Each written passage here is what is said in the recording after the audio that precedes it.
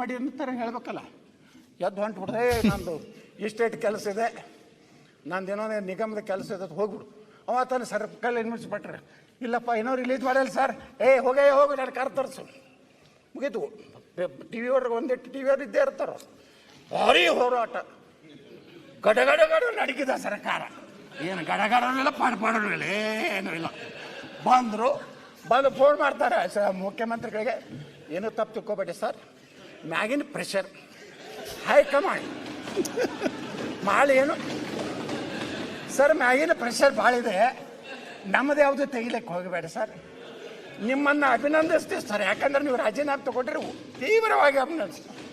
ಇದು ಯಾಕೆ ಭಾಷಣ ಮಾಡೋದು, ಇಲ್ಲಿ ಯಾಕೆ ಬರ್ಬೇಕು, ಇಲ್ಲಿ ಅಲ್ಲಿ ರೋಡ್ ಮೇಲೆ ಗೌಡ್ರು ಬಹಳಷ್ಟು ಹಿರಿಯ ರಾಜಕಾರಣಿ ಬಗ್ಗೆ ನನಗೆ ಬಹಳಷ್ಟು ನಾವು ಯಾರು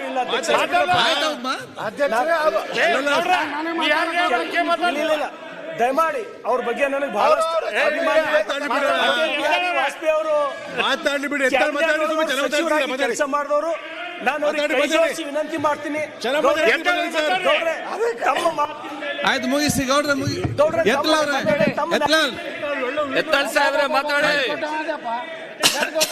ಮುಗಿಸ್ತಾರೆ, ಭಾಷಣ ಮುಗಿಸ್ತಾರೆ. ಅವ್ರಿಗೆ ಹೇಳಷ್ಟು ನನ್ನ ದೊಡ್ಡವಿಲ್ಲ ಸರಿ, ಆದ್ರೂ ನೋವಿಂದ ನಮಗೇನು ಆಗಿದೆ ಅವ್ರ ಮಾತಿಂದ ನನಗೆ ಎಲ್ಲ ಅರ್ಹತೆ ಇದ್ರು. ಅಟಲ್ ಬಿಹಾರಿ ವಾಜಪೇಯಿ ಅಂತ ಒಬ್ಬ ಪುಣ್ಯಾತ್ಮನ ಕಾಯಕ ಮಂತ್ರಿ ಆದಂಥವು, ಇನ್ನೂ ತನ ಒಂದು ಕರಪ್ಷನ್ ಚಾರ್ಜಸ್ ಇಲ್ಲ, ಇನ್ನೂ ತನ ಯಾವುದೇ ಭೂಮಿನ ನುಂಗಿಲ್ಲ. ಆದ್ರೂ ನನಗೇನು ಚರ್ಚೆ ಈಗ ಇದು ನೋಡುವ, ಇದನ್ನೇ ನಾ ಹೇಳ್ತಾ ಇದ್ದೀನಿ. ನಾ ಹೇಳುವುದೇನಂದ್ರೆ, ದಯವಿಟ್ಟು ನಿಮ್ಮದು ಕೊನೆಯದೈತಿ, ಒಳ್ಳೆ ಕೆಲಸ ಮಾಡಿರಿ. ಮುಂದೇನು ನಮ್ಮವ್ರು ಏನು ನಿಮ್ಗೇನು ಬೇಕಾಗಿಲ್ಲ, ಹೆಂಗಾದ್ರು ರಿಟೈರ್ಡ್ ಆಗಿರೋದು ರೀ. ಮುಂದೆ ನೀವು ಗವರ್ನರ್ ಆಗೋದಿಲ್ಲ, ಯಾಕಂದ್ರೆ ಸರ್ಕಾರಿನೇ 20 ವರ್ಷ ನರೇಂದ್ರ ಮೋದಿ ಅವ್ರದ್ದೇ ಇರೋದು. ಅದಕ್ಕೆ ಮುಖ್ಯಮಂತ್ರಿಗಳೇ, ನೀವೇನು ಇವತ್ತು ಮೌನ ಆಗಿರಲ್ಲ, ನೀವೇನು ನಿರ್ಣಯ ತಗೋಲಾರಷ್ಟು ಅಸಹಾಯಕರು ಏನಾಗಿರಲ್ಲ, ಇದು ನಿಮಗೆ ಗೌರವ ತರೋಂಥದ್ದಲ್ಲ. ನೀವು ಗಟ್ಟಿಯಾಗ್ರಿ, ಓಕೆ, ಜನ ನಿಮ್ಮ ಹಿಂದಿದ್ದಾರೆ.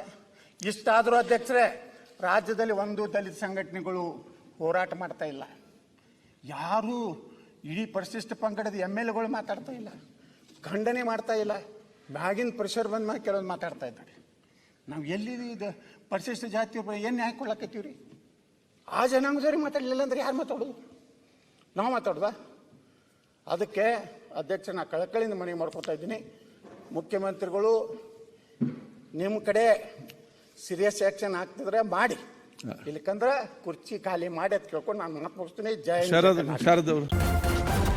ನ್ಯೂಸ್ ಫಸ್ಟ್, ನಿರ್ಭೀತಿಯಿಂದ ನಿಮ್ಮ ಪರವಾಗಿ.